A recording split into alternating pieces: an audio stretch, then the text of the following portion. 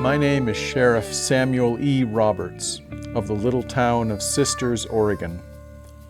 And this here is the headstone of one Robert H. Krug, murdered by AJ Weston. It says on Crook's death certificate that he died by fire. Well, that ain't exactly the whole truth. August Krug and I each done our best to set the record straight. Him with his headstone he carved for his brother's memory, and me by prosecuting Weston to the full extent of the law. It was the 24th of March, 1919, when the charred remains of Robert H. Krug and his home were discovered. Mr. Krug was, by all accounts of the local folk, a hermit, was elderly, subject to fits of unconsciousness, kept a kerosene lamp on a nightstand littered with papers, and maintained a fire in an unsafe fireplace. He had worked all his life and saved up quite a bit of money, which he kept stashed beneath his mattress. The coroner's verdict was death by unknown causes. Something didn't sit right with me, though. I didn't like Weston much. He was a moonshiner. There was something off-putting about him. August Krug believed his brother Robert had been murdered, and I figured Weston to be just the sort of fella that would try to steal old Krug's money and cover up a botched job with a fire. Add to that the rumors around town and the fact that he had worked at Joe Wilson's lumber mill, so close to where Krug died. Well, it took me well over a year, but I managed to cobble together enough hearsay evidence to convict Weston of second-degree murder. In October, a preliminary hearing was held in Bend with Joe Wilson and George Stillwell, another local who had worked for Joe alongside Weston. There was enough said in that courtroom to hold Weston without bail till the grand jury trial, at which he was indicted on second-degree murder. In November, the grand jury heard Weston's full alibi. Weston says, on the evening of March 24th, 1919, he was at the Wilson Mill bunkhouse from 6 p.m. through 8 a.m.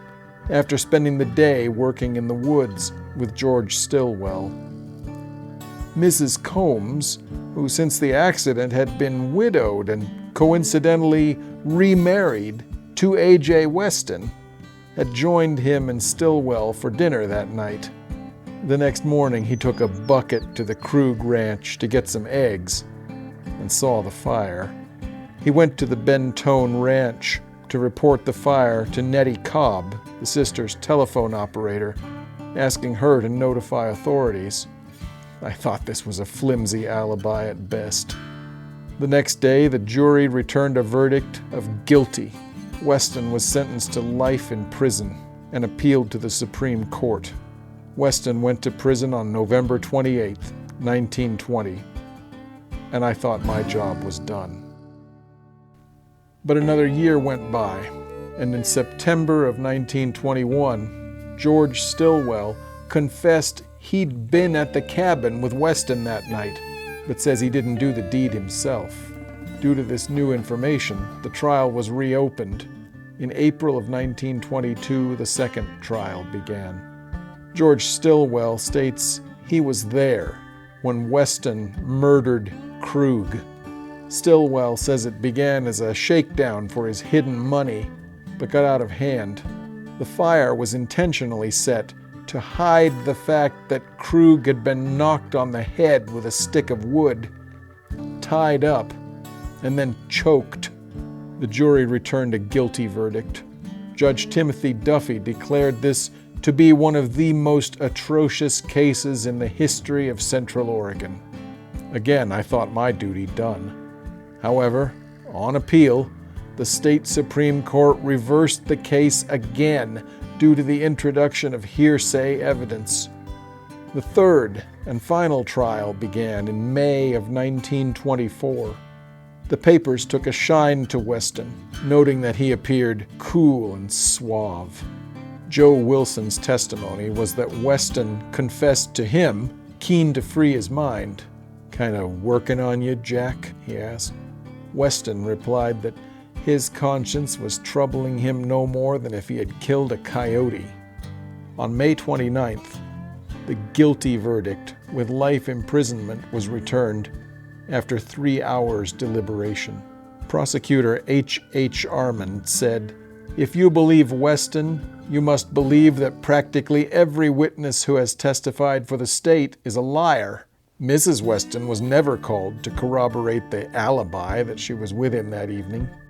The defense accused 4 Sisters residents of perjury: Mr. L. Sparks, W.T.E. Wilson, Joe Wilson, and George Stillwell.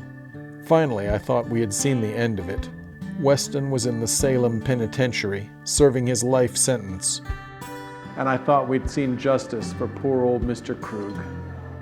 But I was wrong. After the trial, Mrs. Weston moved to Salem. She persistently kept the case before Governor Pierce, declaring her husband the victim of a frame-up. And on October 28, 1925, I read this headline with shock and anger: "Weston quits penitentiary, joining wife who helped get pardon." Governor Pierce pardoned him, believing him innocent without stating any further reasoning.